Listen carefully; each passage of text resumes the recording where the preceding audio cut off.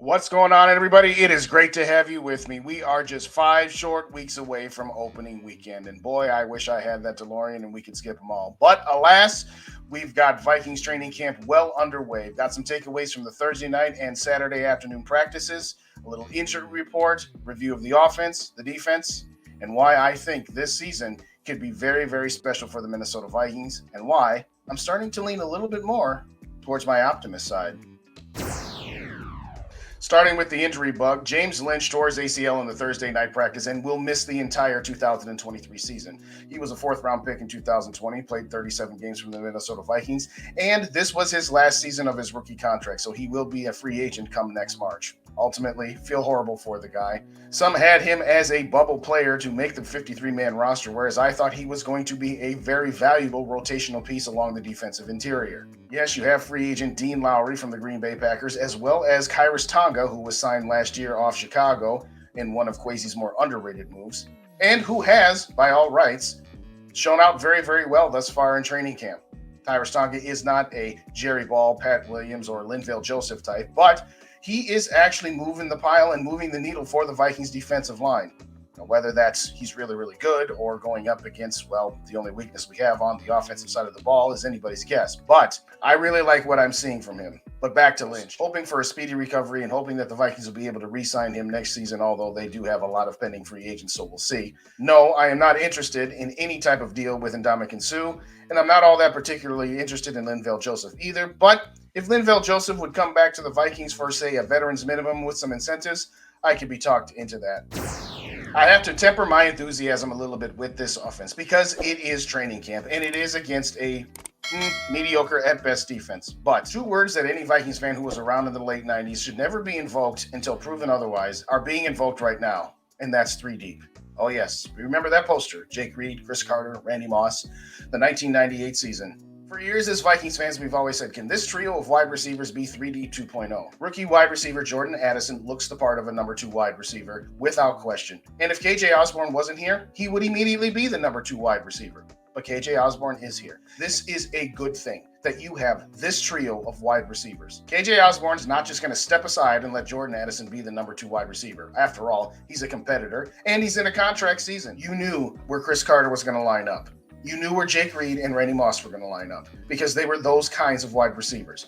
What I love about this group is all three of them can play all 3 wide receiver positions. You can line them up mid-outside, fully outside the numbers, or in the slot. And they will rotate in and out into different formations, and it won't be so easy for a defense to just key in on a certain spot. We all love Chris Carter. All he did was catch touchdowns. All he did was catch first downs and toe tap on the sidelines. We all love the super freak, Randy Moss. But we knew kind of where they were going to be and what they were going to do.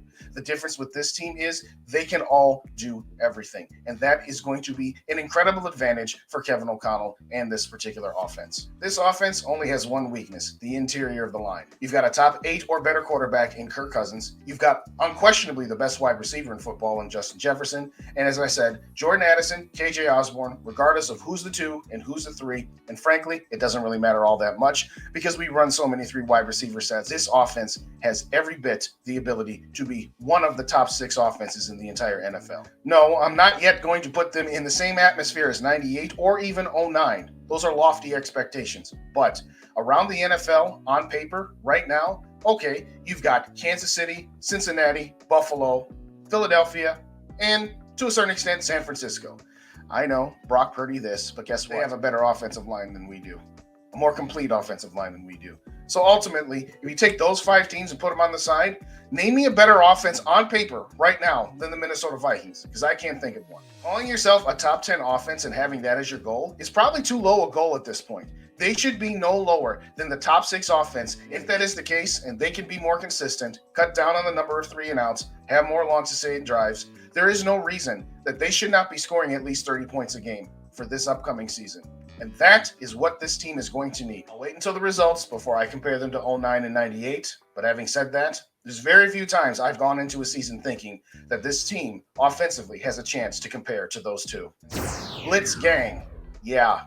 Brian Flores, he is no Ed Donashell. And through just a week and a half of practices, we can see the massive difference that this defense has already undertaken.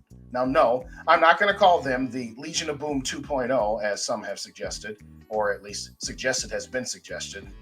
This defense is actually going to be watchable. Last year, yes, it came up clutch in certain situations, gave up a lot of yards, but then held the teams to field goals, got key turnovers at the end. And yes, I do think that they do get massively underrated for part of all of these comebacks and one-score victories that we had. But looking at what Brian Flores has already installed shows me that Harrison Smith is going to be back to what he was under the Mike Zimmer defense. He's not going to be sitting back 15, 20 yards off the line of scrimmage 95% of the time. In Thursday's practice against the ones, one play lined up at the line of scrimmage and then backed off, disguising what he's going to do. Next play came on a blitz and sacked Kirk Cousins. They don't actually sack the quarterback in these practices, but you get the point. And oh, by the way, somebody mentioned this right after the draft. Ivan Pace is the real deal. I'm not going to go so far as to say that he is the next London Fletcher, but this kid has what it takes to be a contributor on a defense. Sure, diminutive in size, and that's part of the reason why he didn't get drafted, but this kid can fly.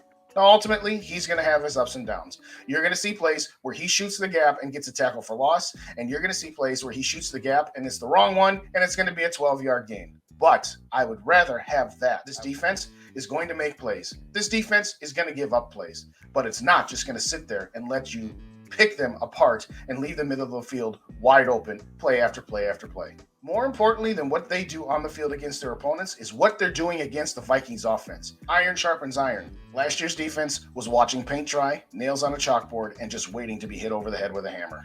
There will be plays on third down where we blitz, get home to the quarterback, and force the other team to punt, and there will be times where we give up first downs.